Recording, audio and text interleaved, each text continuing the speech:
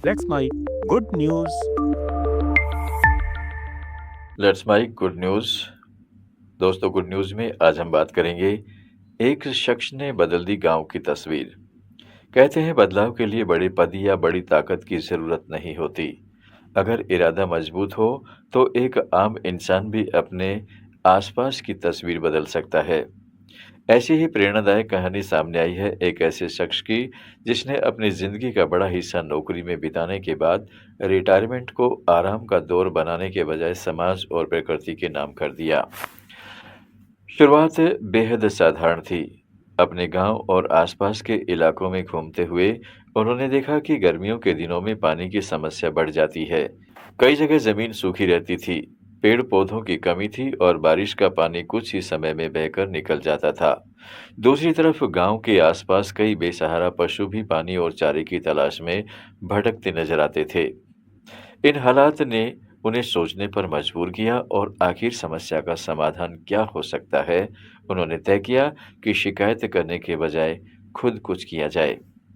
सबसे पहले उन्होंने गांव में खाली पड़ी जगहों पर पौधे लगाने शुरू किए। शुरुआत में उनके साथ बहुत कम लोग थे। कई लोगों ने इसे सामान्य पौधारोपण अभियान समझा, लेकिन उन्होंने पौधे लगाने के बाद उनकी देखभाल भी उतने ही ध्यान से की। वे नियमित रूप से पौधों को पानी देते और ग्रामीणों से भी उनकी देखभाल करने की अपील करते। धीरे धीरे पौधों की संख्या बढ़ने लगी। इसके बाद उन्होंने गांव के लोगों को बारिश का पानी बचाने के लिए भी प्रेरित किया।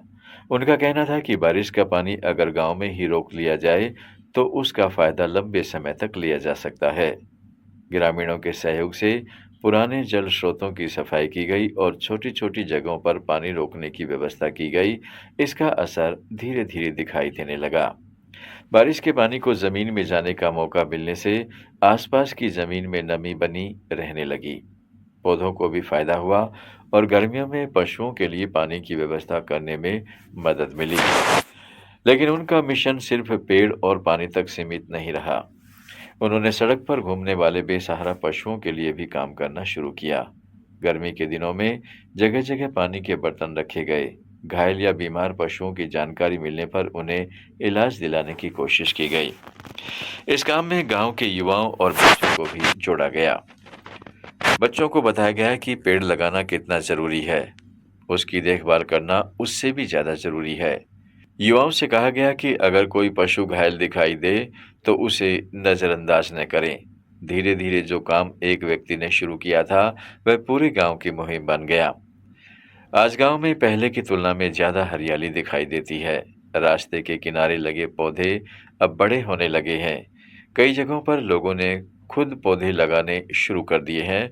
पानी बचाने को लेकर भी ग्रामीणों में जागरूकता बढ़ी है। सबसे खास बात यह है कि इस पहल ने लोगों की सोच बदली है।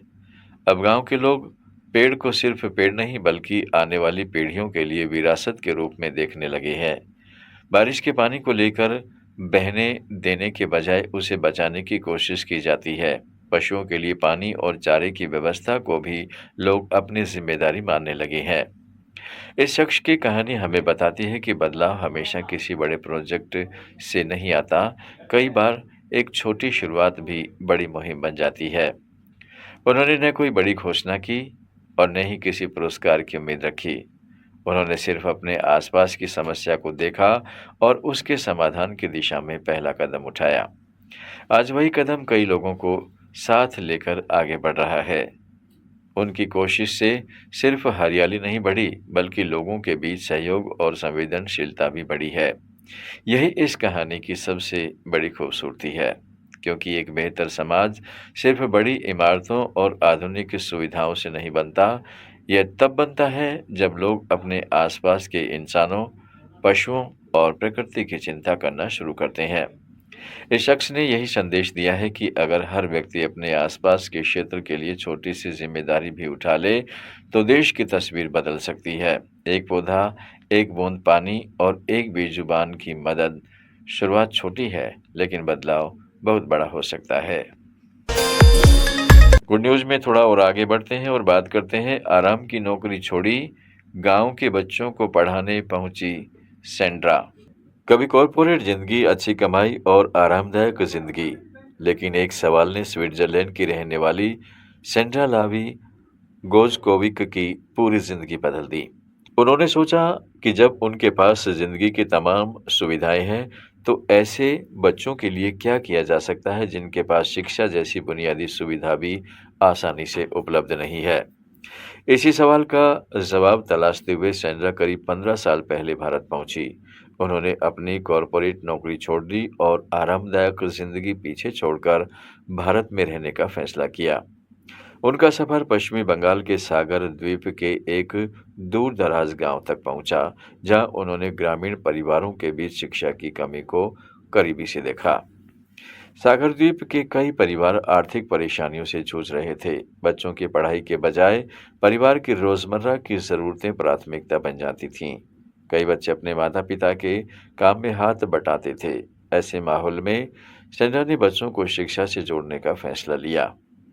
उन्होंने गांव-गांव जाकर परिवारों से बातचीत की और माता-पिता को समझाया कि बच्चों की शिक्षा उनके भविष्य को बदल सकती है। शुरुआत में एक विदेशी महिला पर भरोसा करना ग्रामीणों के लिए आसान नहीं था, लेकिन सेंड्रा ने लगातार लोगों के बीच रहकर उनका विश्वास जीता। धीरे-धीरे उनका सपना एक स्कूल के रूप में सामने आया। आज यह मुफ्त प्राथमिक स्कूल ग्रामीण बच्चों के लिए शिक्षा का महत्वपूर्ण केंद्र बन चुका है। यहाँ बच्चों को पढ़ाई के साथ-साथ ऐसा माहौल देने की कोशिश की जाती है, जिसमें वे अपने सपनों के बारे में सोच सकें। सेंड्रा की कहानी की खास बात यह है कि उन्होंने सिर्फ स्कूल बनाने तक खुद को सीमित नहीं रखा। उन्होंने गांव के लोगों की ज़रूरतों को समझने की कोशिश की और स्थानीय समुदाय को अपने प्रयास का हिस्सा बनाया। एक समय जिस जिंदगी में कॉरपोरेट नौकरी, आर्थिक सुरक्षा और आराम था, उसी जिंदगी को छोड़कर सेंड्रा ने ग्रामीण बच्चों की शिक्षा को अपना मिशन बना लिया।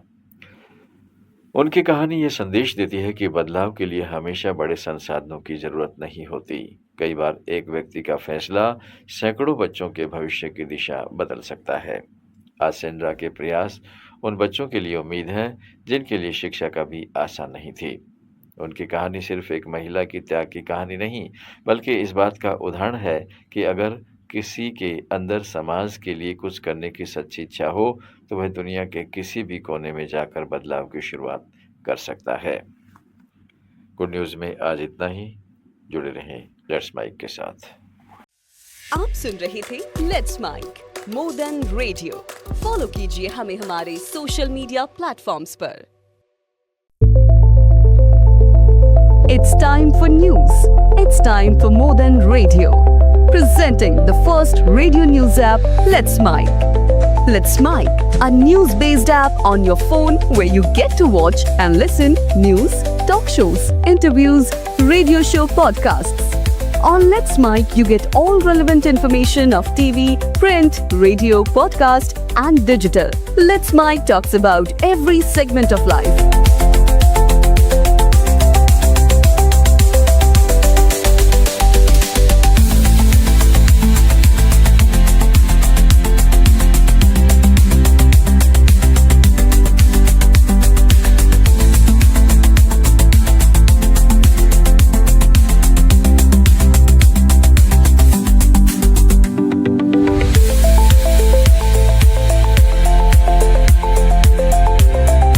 Download the app now from Play Store. Available both on Android and iOS mobile phones. Follow us on YouTube, Instagram, Twitter, LinkedIn, Facebook, Telegram, WhatsApp, Snapchat. Let's talk, let's connect, and let's mic. It's time for news. It's time for More Than Radio. Presenting the first radio news app, Let's Mic. Let's Mic, a news-based app on your phone where you get to watch and listen news, talk shows, interviews, radio show podcasts. On Let's Mic, you get all relevant information of TV, print, radio, podcast, and digital. Let's Mic talks about every segment of life.